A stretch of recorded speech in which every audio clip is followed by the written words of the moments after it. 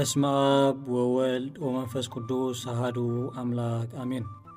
ሸሞንተ ሚያዝያ ወርሓዊ በዓሉ ሐዋርያ ማትያስ ከምኡውን ጻድቅ ኪሮሲ በረከቶምን ረድኤቶምን ናይ ቅዱሳን አቦታትና ምስ ኩላትና ህዝበ ክርስቲያን ይኹን። ናይ ዕለቱ ንባብ ቀዳመይቲ መልእኽቲ ጳውሎስ ናብ ጢሞቴዎስ ምዕራፍ 2 ካብ ፍቕዲ 8 ክሳብ ፍጻሜ። ኩሎም ሰብኡት ካብ ባእስን ክትዕን ርሒቆም ኣብ ኩሉ ስፍራ ቅዱሳን ኣእዳው ኣልዒሎም ክጽልዩ ይደሊ ኣለኹ። ከምኡውን ኣንስቲ ርእሰን ብምቑናን ወይ ብወርቂ ወይ ብዕንቂ ወይ ብኽቡር ዝዋግኡ ክዳውንቲ ምግያጥ ዘይኮነ ግቡኡን ትሕትናን ዘርእን ክዳን የከደና። ከምቲ ነተን መንፈሳውያን ኣንስቲ ዝግባእ ብሰናይ ግብሪ ክስለማ እደሊ ኣለኹ። ሰበይትስ እዝዝቲ ብምዃን ብስቕታ ደኣ ትመሃር። ሰበይቲ ክትምህር ወይ ኣብ ልዕሊ ሰብኣያ ስልጣን ክህልዋ ኣይፈቅድን እየ። ንሳ ስቕ ደኣ ትበል። ከመይ ቅድም ዝተፈጥረ ኣዳም እዩ፣ ድሓር ከኣ ሔዋን። ከምኡ ኸዓ ሰበይቲ እያ ተሓቢላ ኣብ ሓጢኣት ዝበጽሐት እምበር ኣዳም ኣይተሓበለን። ሰበይቲ ግና ብእምነትን ብፍቕርን ብቅድስናን ብትሕትናን ጸኒዓ እንተነበረት ውሉድ ብምውላድ ክድሕን እያ። ቀዳማይ መልእኽቲ ጴጥሮስ ምዕራፍ 2 ካብ ፍቕዲ 11 ክሳብ 13። ኣቱም ኣሕዋተይ ኣጋይሽን ስደተኛታትን ስለ ዝኾንኩም ካብቲ ምስ ነፍሲ ዝዋጋእ ስጋዊ ትምኒ ትርሓቑ እናበልኩ እምኽረኩም ኣለኹ። እቶም ከም ገበርቲ እከይ ገይሮም ዝሓሚኹም ዘለዉ ንሰናይ ግብርኹም ርእዮም በታ መዓልቲ ፍርዲ ንኣምላኽ ምእንቲ ከመስግንዎ ኣብ ማእከል ኣሕዛብ ኣካይዳኹም ኣጸብቑ። ግብረ ሐዋርያት ምዕራፍ 13 ካብ ፍቕዲ 44 ክሳብ ፍጻሜ። በታ ካልእቲ ሰንበት ከኣ ህዝቢ እታ ከተማ ቃል ኣምላኽ ክሰምዑ ዳርጋ ኩሎም ተኣከቡ። ኣይሁድ ግና ነቶም ዝተኣከቡ ህዝቢ ምስ ረኣዩ ቅንኣት መልኦም።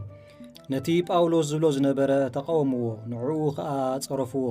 ጳውሎስን በርናባስን ከኣ ተቢዖም ከም ዝናበሉ ተዛረቡ። ቃል ኣምላኽ ቅድም ንዓኻትኩም ክንገር ይግባእ ነይሩ። ካብ ኣበኹምዎን ንናይ ዘለዓለም ህይወት ብቑዓት ከም ዘይኮንኩም ከኣ ባዕልኹም ካብ ፈረድኩም ግና እንሆ ገጽና ናብ ኣሕዛብ ንመልስ ኣሎና። ምኽንያቱ እግዚኣብሔር ክሳብ ወሰን ምድሪ ንምድሓን ምእንቲ ክትከውን ንህዛብ ብርሃን ገበርኩኻ ኢሉ ኣዚዝና እዩ። ኣሕዛብ ከኣ ነዚ ሰሚዖም ተሓጐሱ፣ ንቓል ኣምላኽ ድማ ኣመስገኑ። እቶም ንህይወት ዘለዓለም ዝተዓልደሉ ዘበሉ ኩላቶም እውን ኣመኑ። ቃል እግዚኣብሔር ኣታ ሃገር ብምልእታ በጽሐ። ኣይሁድ ግና ነተን እግዚኣብሔር ዝፈርሓ ሕፉራት ኣንስቶም ነቶም ዓበይቲ ዓድን ኣነዓዕብዎም። ኣብ ጳውሎስን ኣብ በርናባስን ድማ ስደት ኣለዓዓሉ። ካብ ሃገሮም እውን ሰጎግዎም። ንሳቶም ከኣ ንስምዕታ ክኾኖም ተጎጋ ኣጋሮም ነገፍሎም እሞ ናብ ኢቆንዮን ከዱ። እቶም ደቀ መዛሙርቲ ድማ ሓጎስን መንፈስ ቅዱስን መልኡ። ወንጌል ሉቃስ ምዕራፍ 12 ካብ ፍቕዲ 1 ክሳብ 13። ካብ ግብዝና ፈሪሳውያን ምሕላው። ኣእላፋት ህዝቢ ንሓድሕዶም ክሳብ ዝረጋገጹ ምስ ተኣከቡ ኢየሱስ ደቀ መዛሙርቱ ኣቐዲሙ ከምዚ ክብሎም ጀመረ። ካብ ማይ ብሑቕ ፈሪሳውያን ማለት ካብ ግብዝና ርእስኹም ሓሉ። ዘይቅላዕ ስውር ዘይፍለጥ ሕቡእ የልቦን። ስለዚ እቲ ኣብ ጸልማት ዝበልኩምዎ ዘበለ ኣብ ብርሃን ክስማዕ እዩ። እቲ ኣብ ውሽጢ ኣብ እዝኒ ብሕሹኽሹኽታ ዝተዛረብኩምዎ ድማ ኣብ ናሕስታት ክስብኽ እዩ። ንመን ምፍራሕ ከም ዝግባእ ንዓኻትኩም ንዕርኾ ይብለኩም ኣለኹ። ስጋ ንዝቐትሉ ኣይተፍርሕዎም፣ ምኽንያቱ ካብኡ ንንየው ዝገብርዎ የብሎምን። ኣነ ግና ንመን ከም እትፈርሑ ከጠንቅቐኩም። ነቲ ምስ ቀተለ ኣብ ገሃነም ክድርቢ ስልጣን ዘለዎ ንዕኡ ፍርሑ። እወ ንዕኡ ፍርህዎ እብለኩም ኣለኹ።